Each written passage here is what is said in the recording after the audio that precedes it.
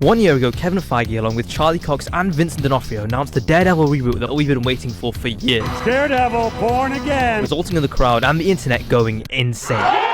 An 18-episode Daredevil show with Matt Murdock, Wilson Fisk, and the Punisher, set in the Marvel Cinematic Universe. What could possibly go wrong? Well, fast forward to 2023, and it has been announced that the entire Daredevil Born Again show has been completely cancelled, and they're remaking the entire show with a whole new team. But how could the show possibly be so irredeemably bad that they had to have an entire creative overhaul to fix it? Or somehow I've got my hands on the entire leaks plot of every episode, and I'm gonna answer that very question. Click that subscribe button because it's about to get insane on this channel. Other than Batgirl, Daredevil Born Again isn't like any other cancelled superhero project. This show had actually shot a lot of its episodes, 9 whole episodes. One of the main reasons why Feige decided to scrap this new Daredevil show is because it mainly focused on the lawyer aspects of Matt Murdock. Sure, that's not a bad thing, but the actual reason why the show had 18 episodes was to make it more of a procedural courtroom show, kind of like a CW network TV show that would pretty much only focus on the lawyer side of Daredevil and rarely bring in the vigilante. And yeah, that sounds terrible. And to understand the extent of this, Matt Murdock wouldn't have even shown up in the Daredevil suit until the 4th episode. The 4th episode. Let's just take that in for a second. Matt Murdock,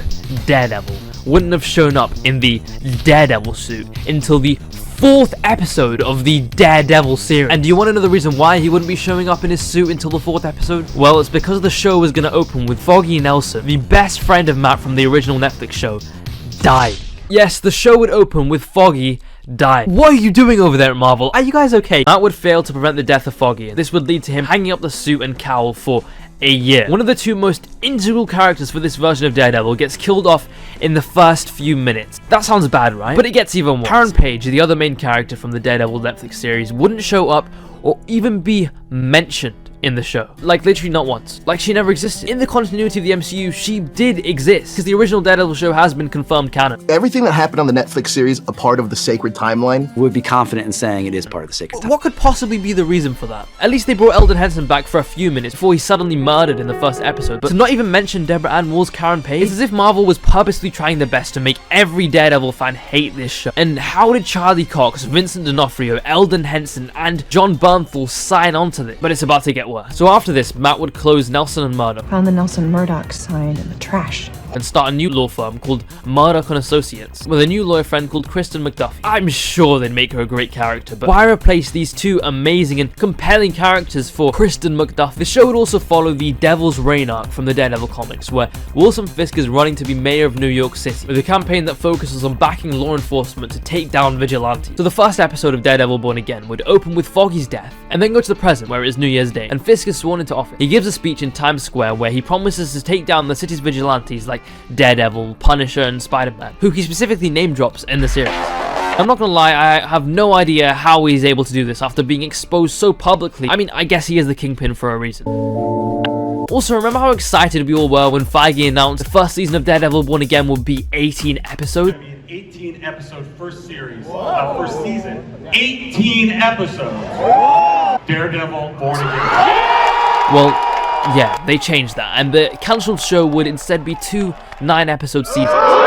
And not only that, but those 2 9-episode seasons would have the same story, but we would have to wait 9 months to a year for the continuation. So the last episode of season 1 of Daredevil Born Again wouldn't even be a finale. It would be the mid-season finale that we would have to wait up to a year to conclude. And not only that, we wouldn't have seen Daredevil suit up until basically halfway through the first season. However, Disney would promote this being all one season that just has a 1-year break in between, which is insane because these are literally 2 seasons, but they're just calling it one to prevent having to give their crew a pay rise for the second season. What are you guys doing? Genuinely, can we just have a talk? Marvel, Disney. They would then air the first 9 episodes of the show on network TV during this break to get viewers to subscribe to Disney Plus to finish the show later on, because as I said before, this was a network TV style series, closer to the 24-episode CW shows than what you would typically see in like a Marvel Netflix show or a Disney Plus show. Each season would be split into 2 to 3 episode arcs that would culminate at the end of the show. So instead of being one linear story like the original Daredevil show, it would be a bunch of separate episodes like something like The Flash. The first arc of the series would give us our first look at the MCU's live-action White Tiger. Matt would be taking on Hector Elia as a client after he stopped a mugging and was framed for the murder of a police officer. This was of course set up by Kingpin, Kingpin, as he is trying to frame Hector because of his identity as the vigilante White Tiger. Fisk was so mad at Daredevil beating him that he's made it his life's goal to take down anyone like him. The first arc, which includes 3 episodes, would be completely focused on Matt defending Hector in the courtroom with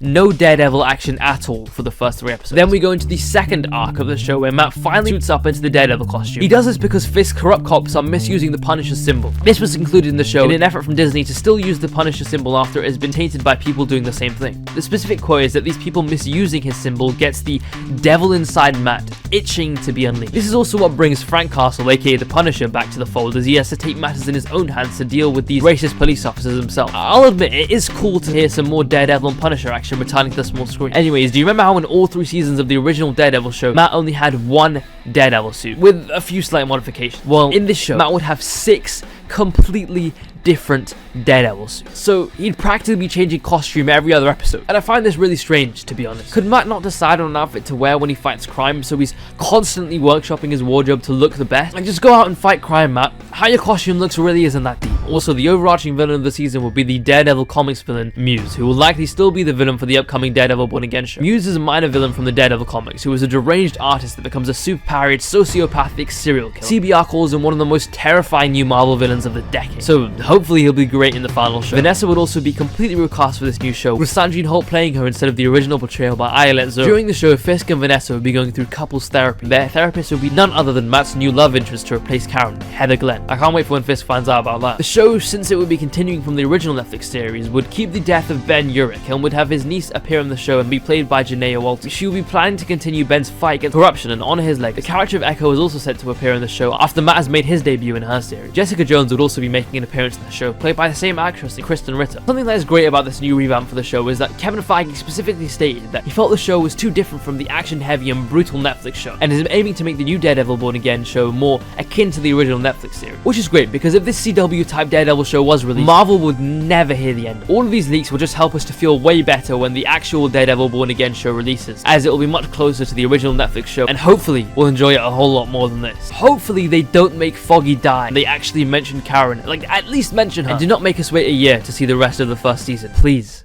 Marvel. Also, make sure you subscribe, because I'll be posting more insane videos like this about more cancelled shows and other insane Marvel related things. Subscribe right now. Goodbye.